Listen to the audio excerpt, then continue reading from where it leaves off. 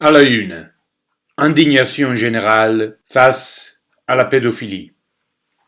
La question qu'on va se poser aujourd'hui, c'est pourquoi? Pourquoi cette indignation récente face à un phénomène qui a été plus ou moins accepté, des fois même invoqué comme le signe de la liberté, même par les journalistes. Donc, il y a une petite vidéo qui circule sur Internet, et je m'abstiendrai des noms, mais qui montre des journalistes dans les années 70 chanter les louanges essentiellement d'un écrivain pédophile, un écrivain ou pédéraste ou pédocriminel, en tout cas un type, un intellectuel qui écrit des récits de ses exploits sexuels avec notamment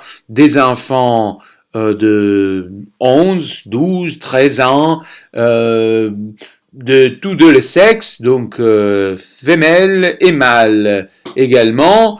Il cherche aussi des petits-enfants à l'étranger, notamment en Extrême-Orient, Thaïlande, je sais pas où il va les payer quelques sous pour des prestations affectives. Pour lui, ce sont toutes des histoires d'amour. Alors, il est invoqué comme un grand éducateur sexuel. Bon, par des journalistes qui aujourd'hui s'excusent, entre guillemets, en invoquant les mœurs de l'époque. Donc on dit que à cette époque-là, eh bien, on croyait que les littéraires, les artistes, donc les intellectuels, donc l'homme dans le meilleur des cas, est au-delà du bien et du mal, c'est-à-dire au-delà des mœurs de sa société. Donc à cette époque-là, on croyait normalement, voilà, la tradition nous disait qu'il fallait pas qu'un homme de 50 ans s'accouple avec une petite fille de 11 ans ou un petit garçon de 11 ans. Alors là, c'était, disons, une conviction traditionnelle. Et les intellectuels de l'époque croyaient que l'homme devait se débarrasser, enfin transcendre toute tradition, hein, qu'il devait voir au-delà de la tradition, donc de tout héritage, et que la liberté finalement devait être au-delà, donc se dresser au-delà de toute autorité. D'accord ? Donc, afin de mieux montrer que la liberté humaine ne connaissait pas de contraintes absolues, donc afin de détruire, de mieux détruire, d'entamer tout au moins la croyance en un bien absolu, en un critère de morale qui transcende les époques historiques, bien, on s'est dit pourquoi pas se réjouir des exploits d'un écrivain de 50 ans qui expérimente. Voilà, et il a fait des expériences sexuelles et il va donner le récit textuel. Il va dans les détails, il va te dire comment pêcher, comment guetter, comment attraper, si vous voulez, un petit garçon et le sodomiser, etc. Voilà, la question. À cette époque-là, c'était, on disait, justifié parce que l'être humain, en vertu de ses qualités intellectuelles, littéraires, artistiques, pouvait se permettre, voilà, de faire ce que normalement on croit injuste. Aujourd'hui, les mêmes journalistes qui avaient chanté les louanges de ce pédophiles, appelez-le comme vous voulez. Maintenant, ils disent, on a changé d'époque. Maintenant, on dit que les mœurs dépassent l'art et pas vice-versa. Pas, au contraire, ce qu'on disait autrefois, ce n'est pas l'intellectuel qui se dresse au-dessus des mœurs, mais les mœurs de notre époque, au contraire, qui dépassent les capacités de l'intellect, de la raison, du discours, qui dépassent toute liberté, tout argument, et par conséquent, toute critique. Donc, que cela signifie? Ça signifie en effet que les journalistes ne disent pas que la pédérastie, ou pour être plus clair, la manipulation sexuelle des enfants, serait un mal en soi. On dit plutôt que c'est un mal relativement aux mœurs de notre époque, alors que autrefois on croyait, on avait dit tout au moins, que le mal de notre époque était sujet à la critique de la part, même radicale, de la part des intellectuels, donc de la raison moderne, si vous voulez.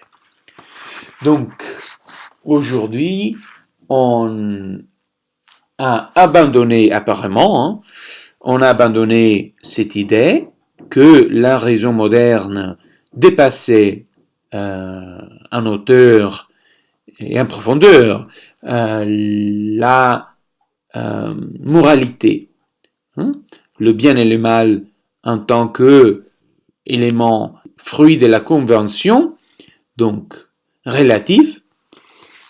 On a abandonné cette idée en faveur de mœurs qui ne sont pas considérées absolues, mais qui sont considérées néanmoins au-delà de toute compréhension rationnelle. C'est-à-dire que on ne peut pas juger de leur valeur, on ne peut pas donc les critiquer et en trouver des alternatives meilleures pour notre époque. Donc si on a telle et telle mœurs aujourd'hui, c'est qu'il faut les accepter. Et il faut jamais prétendre pouvoir les dépasser et certainement pas les critiquer, les condamner. Mais en fait, est-ce que les mœurs ont changé vraiment? Il me semble que non. Il me semble que ici, il s'agit d'un changement de discours. Un discours qui vise une modification des mœurs. Je m'explique. Dans les années 70, donc, il y avait la liberté sexuelle promulguée par les soi-disant intellectuels, par les professeurs, les maîtres des maîtres d'école. J'ai dit les maîtres des maîtres d'école. Donc, la source de ce qu'on apprend à l'école aux enfants, il y avait cette tentative de modifier les mœurs traditionnelles. Alors, cette tentative a abouti à un résultat apparemment inverse contraire par rapport à ce qu'on aurait dit au début. C'est-à-dire qu'au début, on a invoqué la liberté humaine comme quelque chose qui dépasse l'héritage, qui dépasse les conventions, qui dépasse toute loi, alors qu'aujourd'hui, on suggère, on nous apprend le contraire. On nous apprend que nous n'avons nullement de cette liberté et que la liberté de l'homme gît dans l'acceptation et dans une certaine piété envers les mœurs de son époque. Alors tant pis si les mœurs de notre époque nous disent que ça va si un homme de 50 ans va manipuler un enfant de 14 ans, de 15 ans, de 18 ans. Enfin, là, c'est tout simplement question de tirer un petit trait de division entre des chiffres, entre un nombre et un autre. Donc, on a des débats sur la question du 13 vers le 14, ou bien le 15. Donc, jusqu'à où peut-on manipuler sans être critiqué? Alors, à ce moment-là, si, voilà, une fois qu'on a établi l'habitude, donc les mœurs qui nous disent que l'enfant de 14 ans est conscient de ce qu'il fait, ah bah oui, c'est sûr, on le sait tous, qu'un enfant de 14 ans n'est plus un enfant, qu'il est pratiquement un adulte et qu'il sait parfaitement bien ce qu'il fait, n'est-ce pas? Eh bien, voilà, l'homme de 50 ans qui va le persuader qu'il s'aime et qu'il devrait entretenir un rapport charnel, d'accord? Eh bien, là, il ne s'agit plus de manipulation, de quelque chose de sujet à la critique. Donc, si c'est correct, ben, il n'y a rien à redire. D'accord? Vous n'aurez plus la base pour argumenter contre cette habitude. On aura dit que finalement, vous n'aurez pas la liberté même de juger à l'égard de ce mœurs. Et c'est le mœurs qui nous dit que c'est tout à fait correct pour même une maîtresse, éventuellement, une maîtresse mariée, 3 enfants, de je sais pas quel âge, 37 ans, je sais pas, d'avoir une liaison amoureuse avec son élève de 14 ans ou bien un autre élève d'école de 14 ans, c'est parfaitement légal et par conséquent, donc c'est la morale c'est les mœurs de l'époque et par conséquent, il n'y a aucune légitimité dans la critique de cette habitude, de cette conduite. Bon, voyez. Donc, c'est ça l'enjeu. Si c'est cela l'enjeu, ben on pourrait soupçonner que les journalistes d'aujourd'hui ceux et celles qui crient au scandale face au phénomène de la pédérastie, peut-être, par-delà la façade, ils s'en moquent de la pédérastie parce que de toute façon, ils ont déjà dit qu'à 14 ans, ça va, à 13 ans, c'est trop tôt, la manipulation des enfants de 13 ans, ça va pas. Mais le problème, ce n'est pas le 13 ou le 14, de nouveau. Le problème, c'est la justification de l'argument. Le problème, c'est que, en argumentant contre la manipulation, appelez-la comme vous voulez, des enfants de 13 ans, manipulation sexuelle, etc., ils font appel à quoi?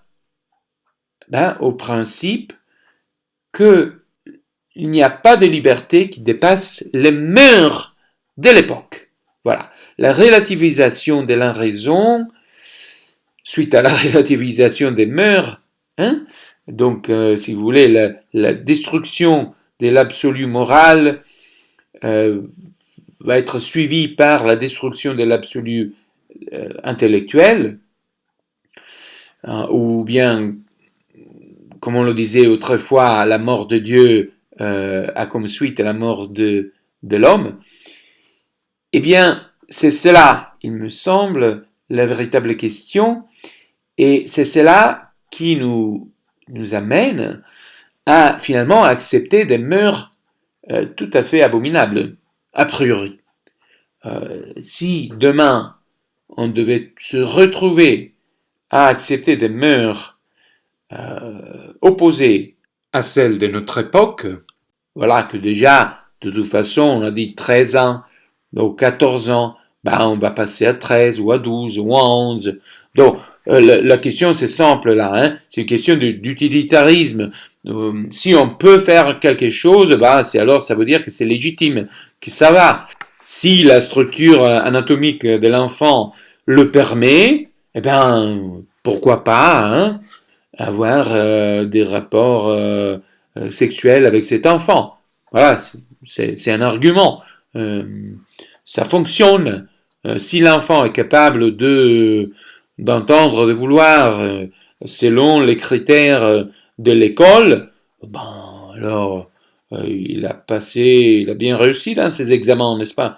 Oui, alors il est parfaitement capable d'entretenir une liaison amoureuse avec un homme de 50 ans ou pourquoi pas de 70 ans, je sais pas. Mais peu importe, peu importe. La question c'est pas là. Donc à 11 ans, il a ses règles, elle est prête. Voilà. Demain, après-demain, on pourrait avoir développé cette habitude, cette opinion, pourrait être répandue au point où les mœurs seraient centrées sur elle, donc on pourrait plus s'opposer à ces mœurs. Voilà le projet. Hein? Donc voilà le projet un peu alambiqué, si vous voulez, la ruse des intellectuels modernes. Je répète, au début, on fait semblant de louer la liberté humaine comme quelque chose qui dépasse entièrement. En fait, elle est déracinée de quelconque tradition ou mœurs. Et puis, on se retrouve à dire, par le biais de quelques prétextes, d'accord, les enfants, il faut pas les maltraiter, je sais pas. On se retrouve à nier la liberté de l'homme en tant que quelque chose qui dépasse les mœurs de notre époque. Donc la capacité de l'homme de se dresser critiquement au-dessus des habitudes, des convictions, des opinions finalement, de la doxa, des opinions d'une époque, d'une certaine époque. Voilà la véritable question, à ce qu'il nous semble, qui sous-tend tout cet animus, cette rage même, cette indignation publique qu'on entend à travers le monde. Et il ne s'agit pas seulement d'un incident en France. Là, il concerne aussi bien évidemment l'Église catholique, dont plusieurs prêtres à tout niveau ont été touchés par des accusations de nature, disons, sexuelle. Et aussi, on retrouve les stars d'Hollywood, les stars libertines, qui maintenant montrent une indignation absolue contre leur agresseur, à leur dire, sexuel. Donc les gens qui pratiquement les ont soutenus dans leur rôle de sex symbol, dans leur rôle de femmes libres, parce qu'ils pouvaient faire tout ce qu'ils voulaient.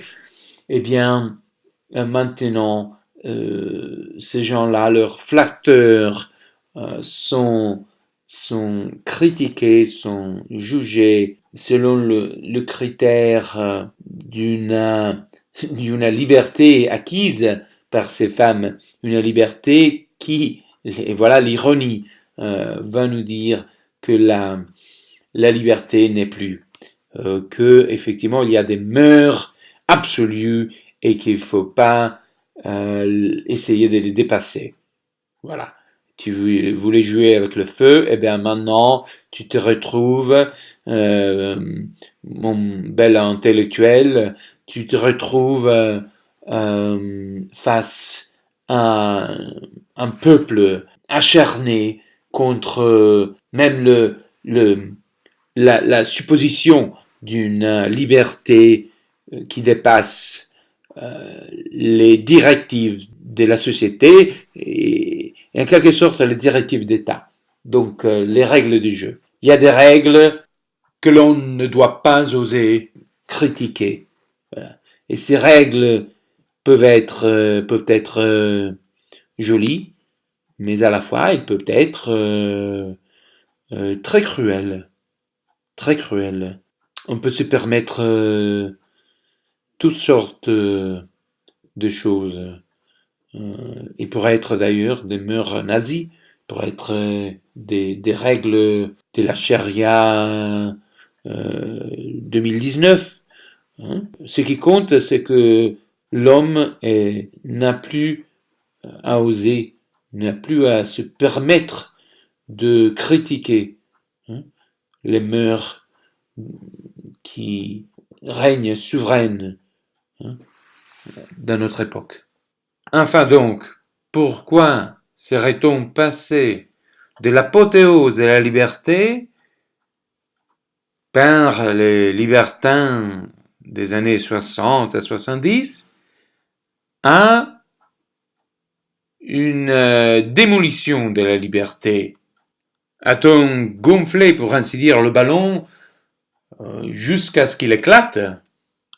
Ou bien, dans l'apothéose, il y avait un prix à payer, et ce prix, c'était l'aliénation de la liberté de tout principe rationnel, ainsi que naturel, dans le sens traditionnel du terme. Donc là, il s'agirait d'une liberté qui n'a plus rien à voir avec le bien en soi, et qui donc n'est plus une vertu dans le sens traditionnel du terme, c'est-à-dire une force qui vise la vérité et donc qui est liée à l'idée même de bien. L'apothéose moderne de la liberté, il semblerait comporter un prix. Et c'est bien ce prix qu'on a payé qui nous montre aujourd'hui la fragilité de la liberté en question.